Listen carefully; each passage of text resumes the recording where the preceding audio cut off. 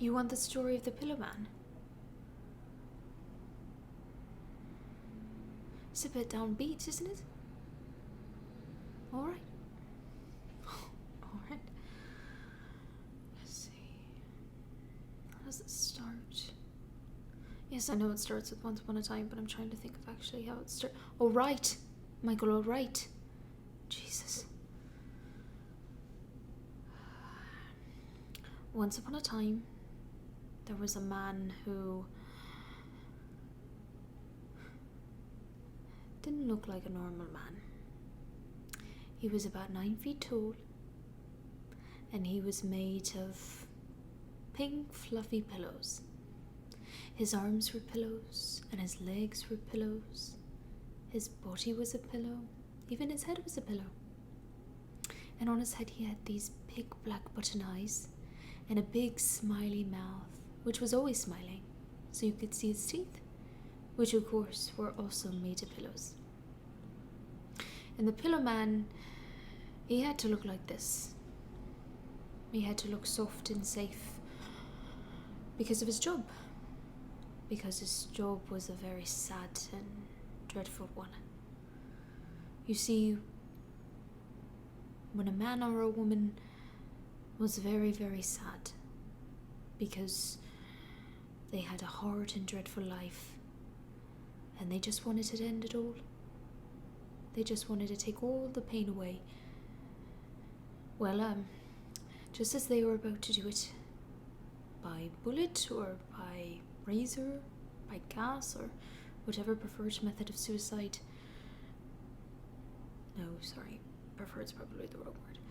But just as they were about to do it, the Pillowman would come to them and he would say, "Hold on a minute," and time would slow strangely. And as time slowed, he would go back in time to when the man or lady was just a little boy or a little girl, before the horrors of life had even begun for them. But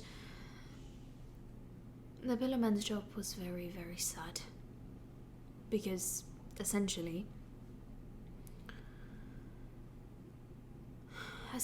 the Pillowman's job was to get the child to kill themselves, and so to avoid the horrors that would just leave them in the same place, in front of an oven, in front of a shotgun, in front of a lake. But I've never heard of a child killing themselves, you might say. Well, the Pillowman was very clever. He'd always just make it seem like a tragic accident. He'd show the kids a bottle of pills that just looked like sweets. He'd show them the place on the river where the ice was just a little too thin. He'd even show them a bag with no breathing holes and exactly how tight to tighten it. Because mummies and daddies always found it easier to come to terms with a child who just got lost in a tragic accident than a child who saw how shitty life was and took actions to avoid it. But not all the children would go along with the Pillowman. There was this one girl, a happy little thing. She just wouldn't believe the Pillowman when he told her how horrible her life would be. And so she sent him away. And he went away crying, his big globby tears. And the next night, she had a knock on her door, and she yelled out, "Go away, Pillowman. I told you I'm happy. I've always been happy and I always will be happy."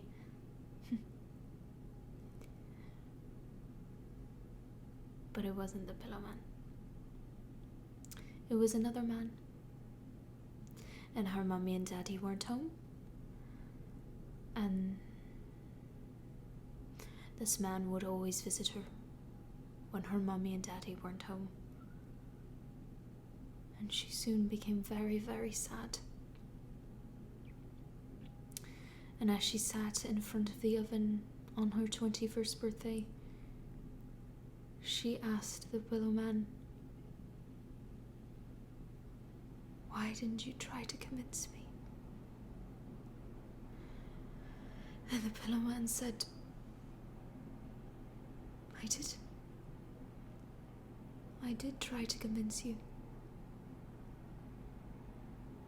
But you were just too happy. And as she turned the gas on the oven as high as it would go, she said to him, but I've never been happy. I've never been happy.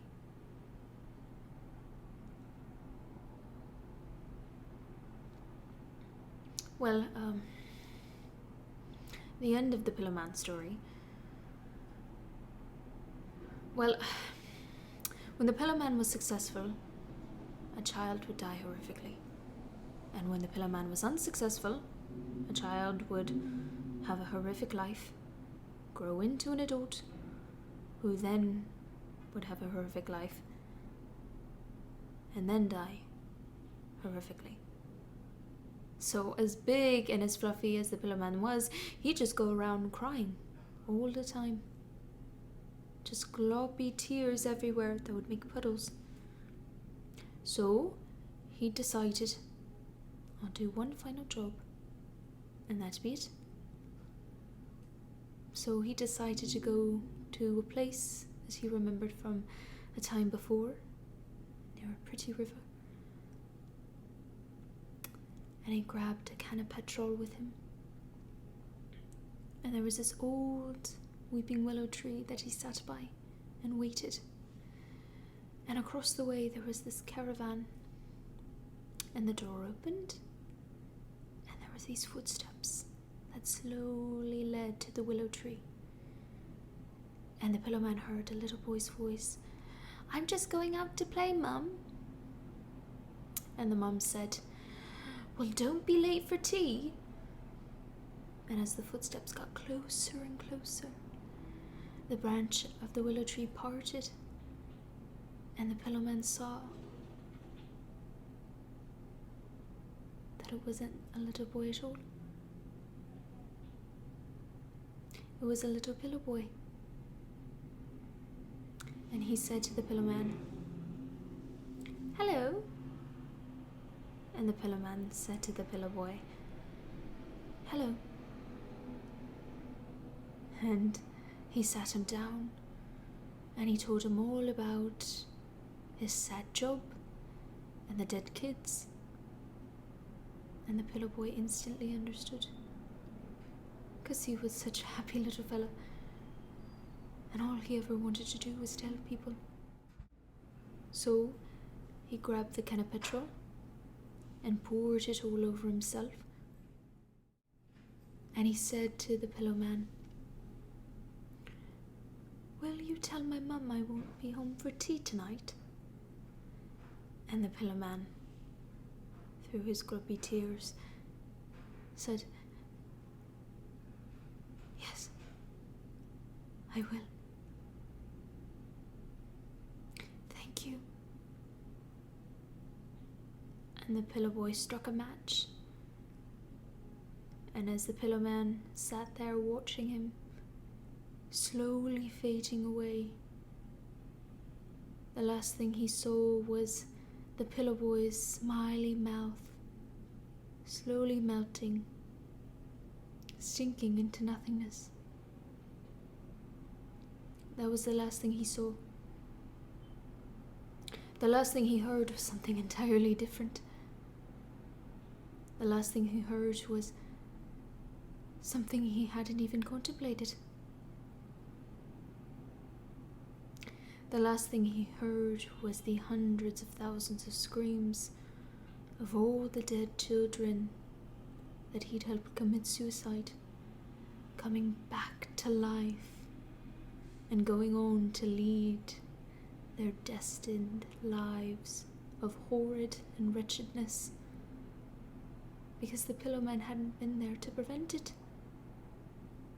And the screams of their perpetual deaths, which of course this time would be conducted entirely alone.